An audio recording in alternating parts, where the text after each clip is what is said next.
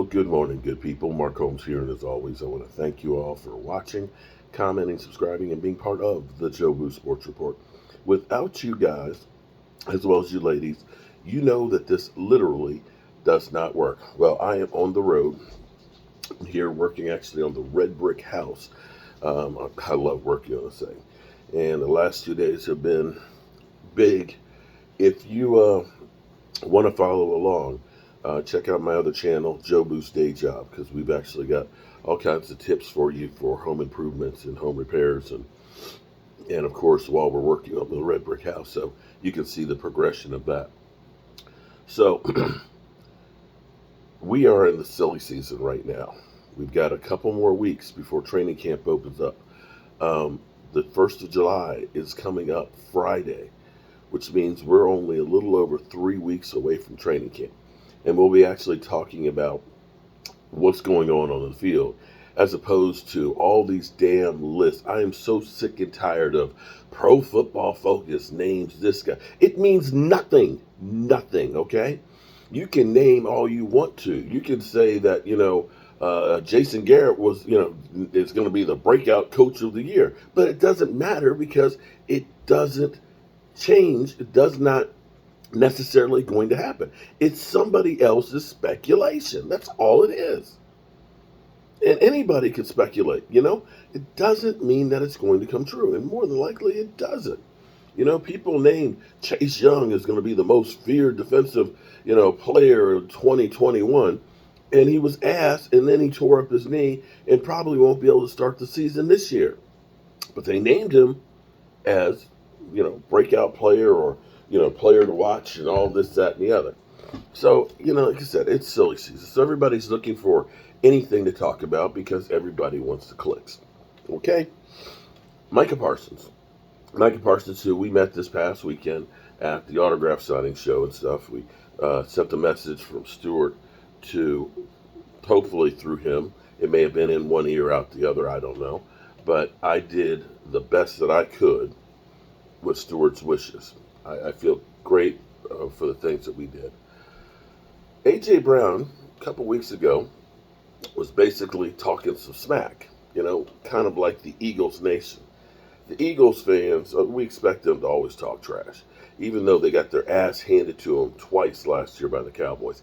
Even though the last time they beat the Cowboys, Ben DiNucci was the quarterback. But be that as it may, A.J. Brown basically told Micah Parsons, be ready because I'm going to be doing some damage. Well, I kind of say that was a punk move because Micah Parsons isn't covering him.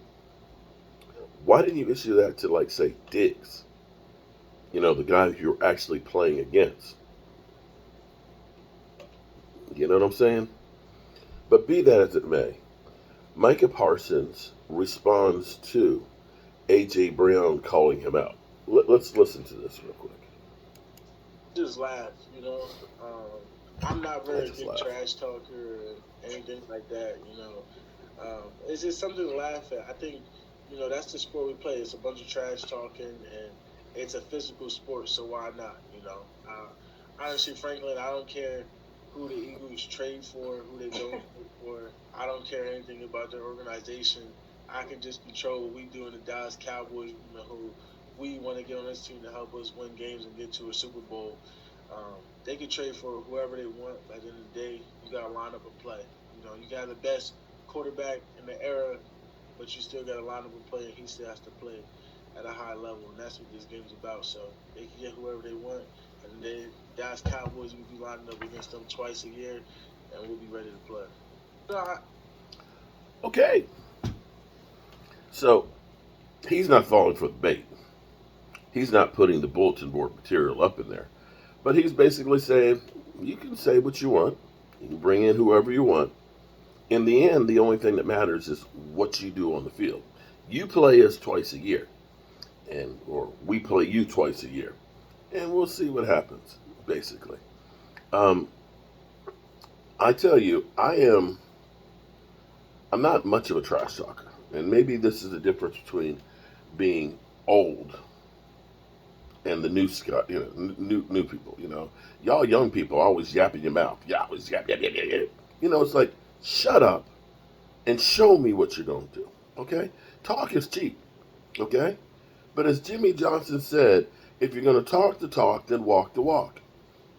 Too many people are about talking a whole bunch of shit and then not following through. See, if you're really good, you don't need to toot your own horn. You don't need to say, look at me, I'm great. Because if you're great, we will look at you and tell you how great you are. Micah Parsons, now don't get me wrong. Now there's some, Charles Haley talked some shit. Charles Haley didn't talk shit. Charles Haley made you get scared. When Charles said he was going to do something, he backed that shit up. This is a true story here. This is when you know you got a crazy man. Because we talking about practice, not a game, not a game. We talking about practice. In practice, one of our wingbacks gave Charles a really good block, knocked him down. Charles got up. We had OmniTurf, which had sand in it for the infill. Yeah, sand. Before they realized rubber might be better than sand. He dusts that sand off and says, blank, I'm going to kick your ass. The very next play, Charles came in, hit that guy, he hit the ground, and he was carried off the field. Messed up a bone in his neck, and they said if you ever get hit in the neck again, you'll be paralyzed. He became a male cheerleader. So Charles, and I'm not saying you should go out and, literally break a guy's neck, but Charles backed up his trash talking. Now we'll see if A.J. Brown backs up his. When you're trash talking to a guy who's not covering you, I say you're a little scared biatch. Trash talk the guys that you're actually going to play against. So last night, while we were at dinner last night, me and Mike, because we're on the road. Great Heritage on Main Street. Oh God, the food was good. The ambiance was great. And of course, they got big screen TVs on, and they had NFL Network. And NFL Network was naming Micah Parsons as the best linebacker in football. Now the thing is, expectations are the building blocks of resentment. Because see, this is the problem. And I mentioned Chase Young earlier. Chase Young came out, had 8 sacks as a rookie, looked to be feared and seemed to be, a guy that you look, oh my God, this guy's going to be great. And sometimes when you have a season like that to start out, you start to think, this shit ain't hard. This is easy. I just got here and I'm dominating. And what happens is you kind of rest on what you already did and you don't have the hunger or the training, the stuff that you don't train the way you did to get there because you think you're already on top. And unfortunately, that's where the sophomore slump comes in because it was too easy as a rookie. Okay, so Micah Parsons, the expectations are there for him to be the best linebacker in football. We're hearing people talking about the sack record. Sometimes the expectations are higher than what is even achievable. We know this because right now, the change of the Dallas Cowboys, we were told we were trash. We didn't do anything to help our team stuff. And now that we didn't do anything to help our team, now you're hearing everybody start to say, oh, the Cowboys, they're a Super Bowl favorite. Super Bowl aspirations. See, now they're turning that up where if you don't achieve that level, then you're deemed a failure. We'll see how Micah Parsons does with the season. But from talking with his dad, the way he was brought up, it was hard work and rewards was the mentality that nothing was handed to him, nothing was given to him. It was all earned. And if you want to be able to do B, you got to first do A. So I'm betting that Micah Parsons is continuing that same thing where he's putting in the work to be the best that he can be. He's learning the subtleties of the defense. He's, working with guys like DeMarcus Ware, trying to become the best player that he can be, or the best player maybe in football.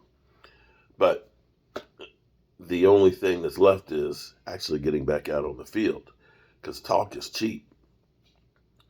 Actions speak louder than words. I'm Mark Holmes, and well, it's time for me to go back to work. I hope you guys are having a great day, and I'll be chiming in later on if there's any more details on the Deshaun Watson situation, but it's looking more and more like he is going to be done for this year. And what basically will happen is his contract will act like it starts next year. He's got his bonus money, the $47 million this year, signing bonus, but he may be playing next year for $1 million, and then the rest of his contract will kick in down the road. That is, if he is down the road and actually playing football. And we'll bring anything with that to you guys, because I'm sure there's going to be some interesting conversations that happen with some of the other issues with owners and things like that as the NFLPA tries to keep him from being suspended. Have a great day, and it's hump day. I'll see you soon. Peace.